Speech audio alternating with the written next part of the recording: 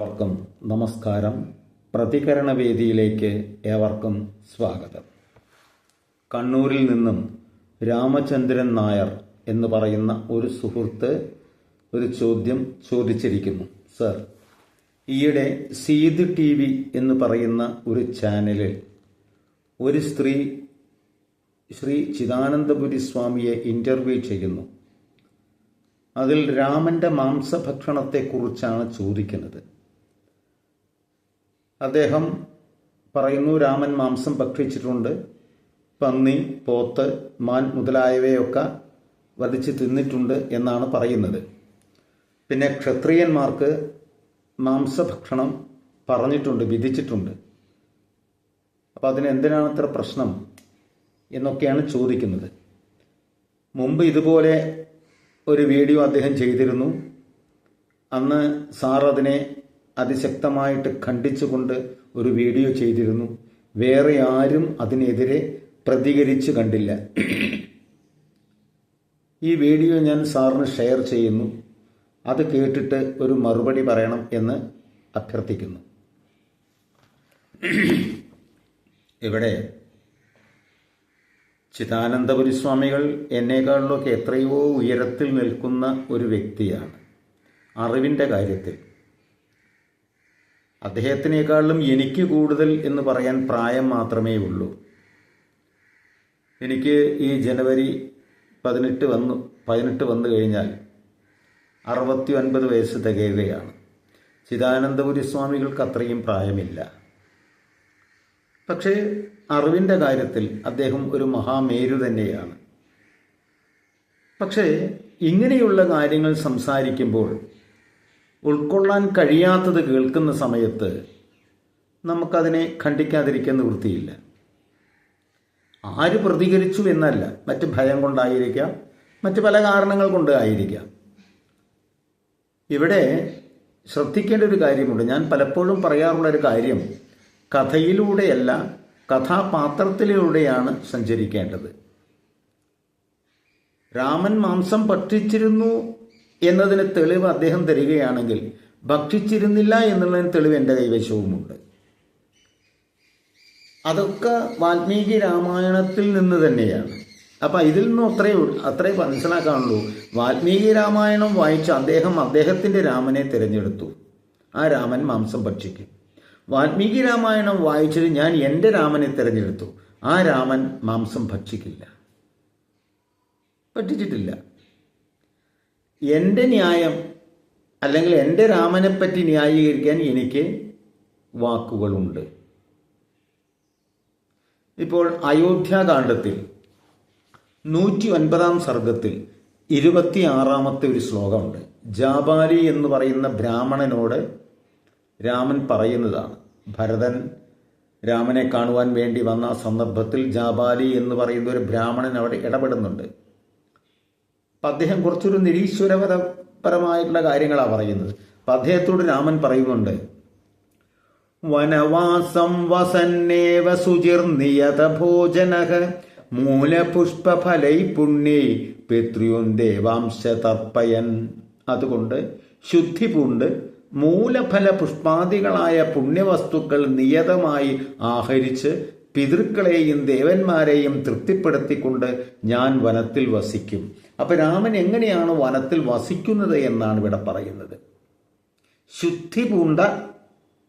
ശുദ്ധി പൂണ്ടിട്ട് മൂലഫല പുഷ്പാദികളായ പുണ്യവസ്തുക്കൾ ക്രമപ്രകാരം ഭക്ഷിച്ച് പിതൃക്കളെയും ദേവന്മാരെയും ഒക്കെ തൃപ്തിപ്പെടുത്തിക്കൊണ്ട് ഞാൻ വനത്തിൽ വസിക്കും എന്ന് പറയുന്നു. ഇവിടെ മാംസഭക്ഷണം കഴിക്കുന്നില്ല എന്ന് തന്നെയാണ് സൂചന. അതേപോലെ തന്നെ ആരണ്യകാന്ഡം 9 സർഗത്തിൽ 2-3 ശ്ലോകങ്ങൾ സീത പറയുന്നതാണ് രാമനോട്. അധർമ്മഹതു സൂക്ഷ്മേണ വിധിന പ്രാപ്യതേ മഹാൻ നിവൃത്തേന ച ശക്യോയം വ്യസനാത് കാമജാദ്യഃ. സുസൂക്ഷ്മങ്ങളായ വിധി അനുസരിച്ച് പ്രവർത്തിക്കുന്നവർക്ക് മാത്രമേ മഹത്തായ ധർമ്മം പാലിക്കാൻ കഴിയുകയുള്ളൂ. മഹത്തായ ധർമ്മം പാലിക്കാൻ എങ്ങനെ കഴിയുള്ളൂ? സുസൂക്ഷ്മമായ വിധി അനുസരിച്ച് പ്രവർത്തിക്കുന്നവർക്ക്. കാമജങ്ങളായ വ്യസനങ്ങളിൽ നിന്ന് നിവൃത്തനാകുന്നവന് മാത്രം ശക്യമാണിത്. കാമജങ്ങളായിട്ടുള്ള വ്യസനങ്ങളിൽ നിന്ന് മാത്രം മുക്തി നേടുന്നവർക്ക് ഉള്ളതാണിത്. ഇനി എന്താണ് ഈ കാമജങ്ങളായിട്ടുള്ള വ്യസനങ്ങൾ? ത്രിണ്യേവ വ്യസനാന്യത്ര കാമജാനി ഭവന്ത്യുത മിഥ്യാവാക്യം തു പരമം തസ്മാത് ഗുരുതരാവുഭൗ. കാമജങ്ങളായ 3 വ്യസനങ്ങളാണ് ഉള്ളതെന്ന് പറയപ്പെടുന്നു. 1 അസത്യവചനം, 2 പരസ്ത്രീഗമനം, 3 വൈരം കൂടാതെയുള്ള ഹിംസ എന്നിവ. അതിനേക്കാൾ മേലെ മിഥ്യാവാക്യം എന്നത് അങ്ങയിൽ നിന്നും ഉണ്ടായിട്ടില്ല, ഇനി ഉണ്ടാവുകയുമില്ല. അപ്പോൾ പരമമായ ധർമ്മം പാലിക്കാൻ, മഹത്തായ ധർമ്മം പാലിക്കാൻ വേണ്ട എന്തൊക്കെയാണ്? അസത്യവചനം പാടില്ല, പിന്നെ പരസ്ത്രീഗമനം പാടില്ല, വൈരം കൂടാതെയുള്ള ഹിംസയും പാടില്ല. അല്ലേ? അപ്പം ഈ മൃഗങ്ങളെ കൊല്ലുന്ന വൈരം കൂടാതെയുള്ള ഹിംസയാണ്. മൃഗങ്ങളോട് എന്താ വൈരം? ഒന്നുമില്ലല്ലോ. ഭക്ഷണത്തിന് വേണ്ടി അത് ഓടിപ്പോകുമ്പോൾ അതിനെ വധിക്കുന്നു, അതിൻ്റെ മാംസം എടുത്ത് ഭക്ഷിക്കുന്നു. അല്ലേ? അങ്ങനെയാണെങ്കിൽ അത് തെറ്റാണെന്നല്ലേ? വൈരം കൂടാതെയുള്ള ഹിംസയും പാടില്ല. അങ്ങനെ ചെയ്യുന്ന ആൾക്ക്, അതായത് അസത്യവചനം ചൊല്ലാതിരിക്കുക, പരസ്ത്രീഗമനം നടത്താതിരിക്കുക, വൈരം കൂടാതെയുള്ള ഹിംസ നടത്താതിരിക്കുക, ഇങ്ങനെയുള്ളവർക്ക് മാത്രമേ മഹത്തായ ധർമ്മം പാലിക്കാൻ കഴിയുകയുള്ളൂ എന്നാണ് സീത പറയുന്നത്. അപ്പം രാമൻ ഇത് ഭക്ഷിച്ചിട്ടുണ്ടോ? ചിന്തിക്കുക. അതാണ് ഞാൻ പറഞ്ഞത്, എൻ്റെ രാമൻ മാംസം ഭക്ഷിച്ചിട്ടില്ല. ഇനി മഹർഷിമാരെ സംബന്ധിച്ചടച്ചെങ്കിൽ അതും പറയുന്നു. ആരണ്യകാണ്ഡം 10-ാം സർഗത്തിൽ ശ്ലോകം 5, വസന്തകാലകാലേഷു വനേ മൂലഫലാശനാഹ ന ലഭന്തേ സുഖം ഭീത രാക്ഷസൈ ക്രൂരകർമ്മഭിഹി. ധർമ്മനിരതരായ ഫലമൂലങ്ങൾ മാത്രം ഭക്ഷിച്ചുകൊണ്ട് എല്ലാ കാലത്തും വനത്തിൽ കഴിയുന്ന അവർക്ക്, മഹർഷിമാർക്ക്, ക്രൂരകർമാദികളായ രാക്ഷസരെ പേടിച്ച് സ്വസ്ഥത ലഭിക്കുന്നില്ല. രാമൻ പറയാണ്, സ്വസ്ഥത ലഭിക്കുന്നില്ല ഈ ക്രൂരന്മാരായിട്ടുള്ള രാക്ഷസന്മാരെ പേടിച്ചിട്ട്. എങ്ങനെ? ആർക്കാണത്? ഫലമൂലങ്ങൾ മാത്രം ഭക്ഷിച്ചുകൊണ്ട് എല്ലാ കാലത്തും വനത്തിൽ കഴിയുന്ന മുനിമാര്. അപ്പം മുനിമാരും വനത്തിൽ ഭക്ഷണം കഴിച്ചിട്ടില്ല എന്ന് വന്നു. മാത്രമല്ല, മറ്റൊരു സന്ദർഭത്തിൽ ചതുർദശിക വർഷാണി വത്സ്യാമി വിജനേവനെ മധുമൂല ഫലേർ ജീവൻ ഹിത്വാ മുനിപദാംശം. 14 വർഷം മുനികളെ പോലെ മധുമൂല ഫലേർ ജീവൻ, തേന്, കിഴങ്ങ്, പഴം മാത്രം ഭക്ഷിച്ചുകൊണ്ട് കഴിയുന്നതാണ് എന്ന് പറഞ്ഞിട്ടുണ്ട്. ഇതൊക്കെ വാൽമീകി രാമായണത്തിലുള്ളത് തന്നെ. അപ്പൊ പിന്നെ എങ്ങനെയാ രാമൻ മാംസം ഭക്ഷിക്കുക? ഇല്ല. പിന്നെ മാംസം ഭക്ഷിച്ചു എന്ന് പറയപ്പെടുന്ന രംഗങ്ങൾ, അതിൻ്റെ വിശദമായ വിവരം ഞാൻ പറയാം. പക്ഷെ ഇതിൽ ഏത് വിശ്വസിക്കണം? അതാ ഞാൻ പറഞ്ഞത്, രാമൻ മാംസം ഭക്ഷിച്ചു എന്ന് സൂചിപ്പിക്കുന്ന രംഗങ്ങളെ മാത്രം എടുത്തുകൊണ്ട് ചിദാനന്ദ സ്വാമികൾ രാമൻ മാംസം ഭക്ഷിച്ചിരുന്നു എന്ന് സ്ഥാപിക്കുമ്പോൾ, രാമന്റെ തന്നെ വാക്കുകളടക്കം മാംസം ഭക്ഷിച്ചിട്ടില്ല എന്ന് തെളിയിക്കുന്ന വാക്കുകൾ എടുത്തുകൊണ്ട് ഞാനും പറയുന്നു. അതുകൊണ്ട് എൻ്റെ രാമൻ മാംസം ഭക്ഷിച്ചിട്ടില്ല. ഇപ്പോൾ ഈ എൻ്റെ രാമൻ എന്ന് പറയുമ്പോൾ രാമൻ ഒന്നേ ഉള്ളൂ എന്നൊക്കെ ചോദിക്കും. അതിപ്പോൾ ഈ MT വാസുദേവൻ നായർ ഈ 2-ാം ഊഴം എഴുതിയ സമയത്ത് ചില ആൾക്കാരൊക്കെ പറയുന്നുണ്ട് അത് MTയുടെ ഭീമനാണ്, പിന്നെ പ്രശ്നമില്ല, MTയുടെ കുന്തിയാണ്, അല്ലാതെ വ്യാസന്റെ അല്ല എന്ന് പറഞ്ഞ പോലെ ഞാൻ എൻ്റെ രാമനെയാണ് പറയുന്നത്, ഞാൻ മനസ്സിലാക്കിയ രാമനെയാണ് പറയുന്നത്. ഓരോരുത്തരും ഓരോ രൂപത്തിലല്ലേ മനസ്സിലാക്കുന്നത്, അല്ലേ? അപ്പോൾ നമ്മൾ എന്താ ചെയ്യേണ്ടതെന്ന് വിചാരിച്ചു കഴിഞ്ഞാൽ, ഈ കഥയിലൂടെയല്ല സഞ്ചരിക്കേണ്ടത്, കഥാപാത്രങ്ങളിലൂടെയാണ് സഞ്ചരിക്കേണ്ടത്. അത് മനസ്സിലാക്കുക. കഥയിലൂടെ സഞ്ചരിച്ചാൽ എവിടെയും എത്തില്ല. അഹിംസയാണ് പരമമായ ധർമ്മം. അഹിംസ പരമോ ധർമ്മസ്തദാഹിംസ പരന്തവ എന്നൊക്കെ പറയുന്നുണ്ട്. അപ്പോ ഇദ്ദേഹം പറയുന്ന വേറൊരു കാര്യം, അതില് ഈ വൈഷ്ണവരാണ് ഇതൊക്കെ കൊണ്ടുവന്നത്, അഹിംസയ്ക്ക് പ്രാധാന്യം കൊടുക്കുന്നത്. മുമ്പൊരിക്കൽ പറഞ്ഞു ബുദ്ധമതക്കാരാണ് എന്ന് പറയും. ഈ വൈഷ്ണവരെ എന്ന് പറയുന്ന സമയത്ത് എന്താണ് ഇപ്പോൾ അദ്ദേഹം ഉദ്ദേശിച്ചത് എനിക്ക് മനസ്സിലാകുന്നില്ല. നമ്മുടെ കൃതികളിലൊക്കെ ബ്രഹ്മാവ്, വിഷ്ണു, ശിവൻ ഇതെല്ലാം ഒന്നായിട്ടാണ് കാണുന്നത്. ഒന്നിൻ്റെ 3 ഭാവമായിട്ടാണ് കാണുന്നത്. ഇടക്കാലത്ത്, അതായത് കൃഷ്ണന്റെ സ്വർഗാരോഹണത്തിന് ശേഷം,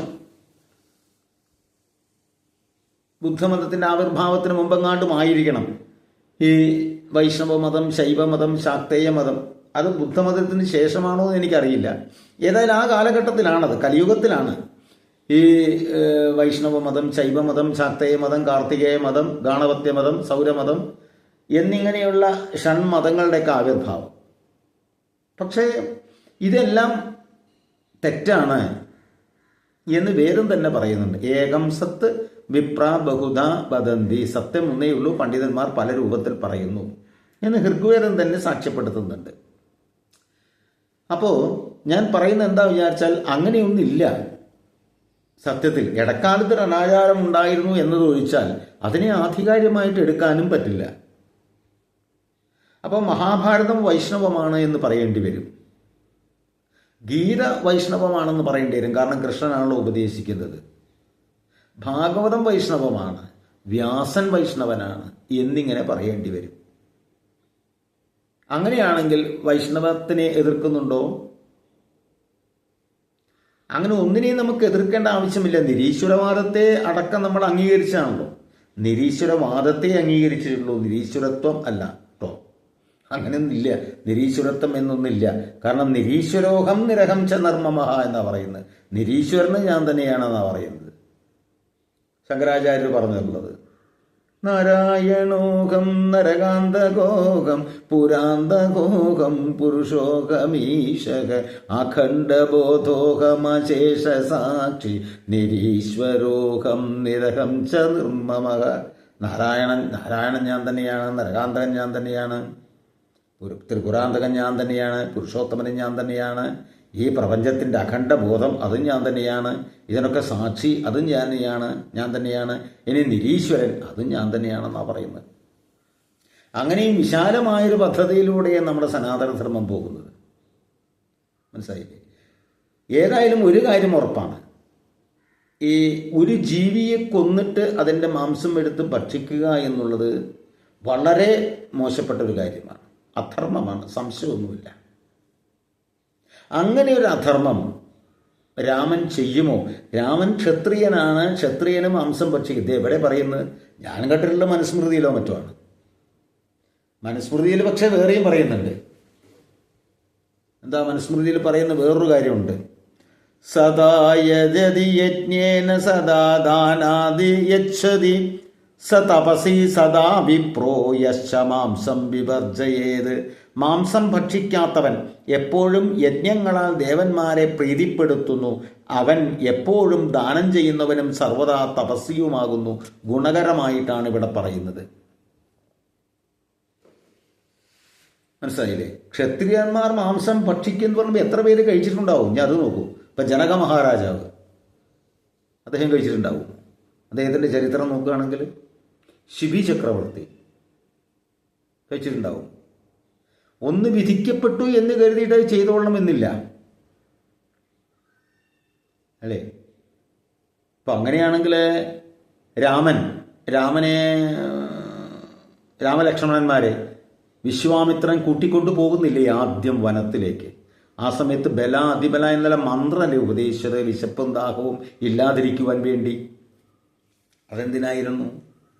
മാംസം സുലഭമായി വനത്തിൽ കിട്ടുമ്പോൾ അതിനുള്ള തയ്യാറെടുപ്പുകൾ ചെയ്താൽ പോയി. ഈ മന്ത്രം ഉപദേശിച്ചു കൊടുക്കണേൻ്റെ ആവശ്യം എന്താ?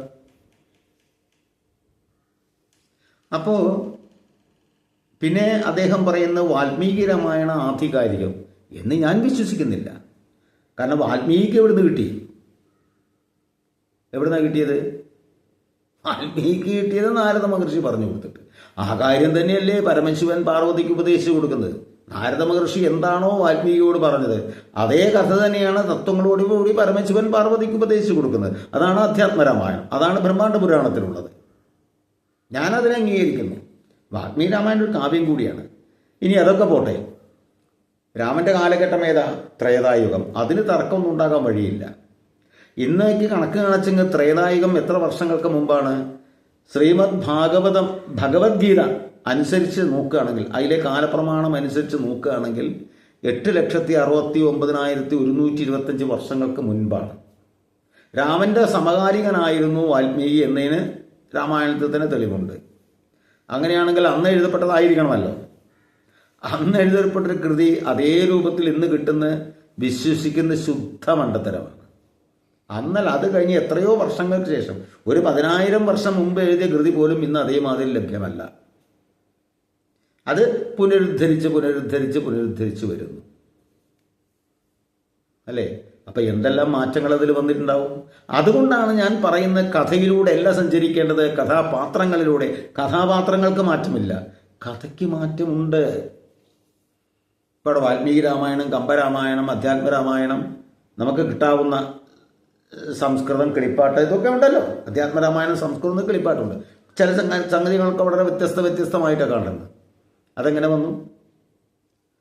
അപ്പം അതിനാ പറയുന്നത് കഥാപാത്രങ്ങൾ. പക്ഷേ ഇതിലെ കഥാപാത്രങ്ങളെല്ലാം ഒരേ മാതിരിയാണ്, ഒരേ സ്വഭാവമാണ്. അപ്പം ആ കഥാപാത്രങ്ങളിലൂടെ നിങ്ങൾ സഞ്ചരിച്ചു കഴിഞ്ഞാൽ സത്യം നമുക്ക് കിട്ടും. അധർമ്മത്തെ ഇല്ലാതാക്കുന്ന ധർമ്മം കൊണ്ടേ പറ്റൂ. അഹിംസ പരമമായ ധർമ്മവുമാണ്, അതൊന്നും സംശയമില്ല. അത് വൈഷ്ണവമൊന്നുമല്ല, ബുദ്ധൻ്റെയും അല്ല, മാനവരാശിയുടെ മൊത്തം. അംഗീകരിക്കുന്നുമില്ല, അത് വേറെ കാര്യം അല്ലേ? ഇതാണ് എനിക്ക് പറയാനുള്ളത്. ഇത് നമ്മൾ പറഞ്ഞുകൊണ്ടേയിരിക്കും, സംശയമൊന്നുമില്ല. നന്ദി, നമസ്കാരം.